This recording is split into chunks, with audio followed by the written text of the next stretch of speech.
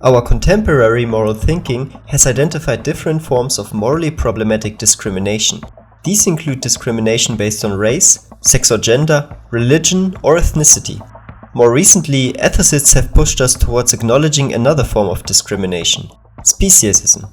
Speciesism is the discrimination of an individual simply because they are a member of a different species than us humans. If discrimination based on race, religion, and sex or gender is morally problematic, then maybe so is discrimination based on the species an individual belongs to. But first, a little bit of context.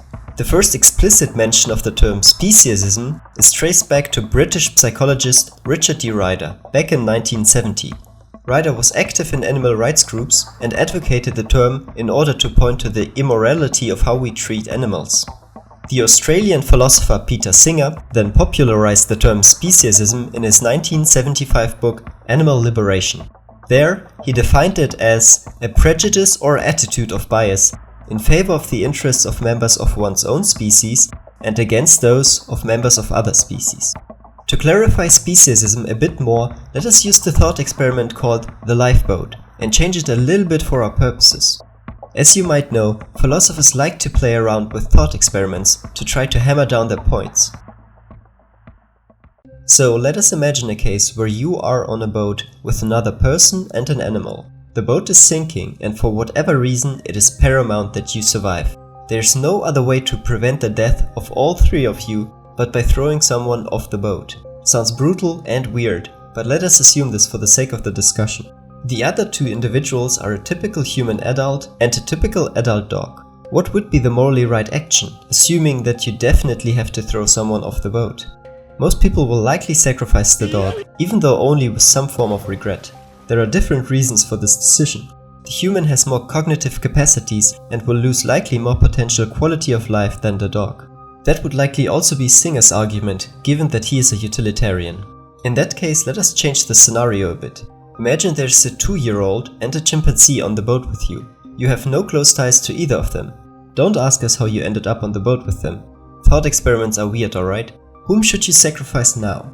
Assume that there is likely no significant cognitive difference with regards to the human and the animal. Some research indicates that at that stage, both have similar cognitive and emotional abilities. So their suffering would be equally bad, no matter whom you sacrifice. Maybe you will say that the child at least has the potential to develop more cognitive capacities than the chimpanzee. In that case, imagine that there is a person with permanent cognitive impairments on the boat who will not live any longer than the chimpanzee would. Also, assume that both have no family or people they care for. Maybe many of you will still think that it is obviously morally required to save the human. But at this point, the criticism of speciesism might apply. If the only difference between the human and the chimpanzee is that the one belongs to a different species, that might be discrimination similar in kind to other forms of discrimination we have mentioned.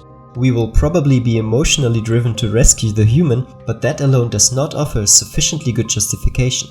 The point of speciesism is this: if there is no relevant difference between the two individuals, but they are belonging to a different species, then there is no reason to rescue the one over the other. You would be equally justified in sacrificing the human as you would be in sacrificing the animal. This is broadly what speciesism comes down to. Of course, we did not say anything about whether speciesism is correct. That would be a question for another episode. What do you think? Should speciesism as a category of potential discrimination join those we already have in our moral toolkit? Let us know in the comments below. And thank you for watching.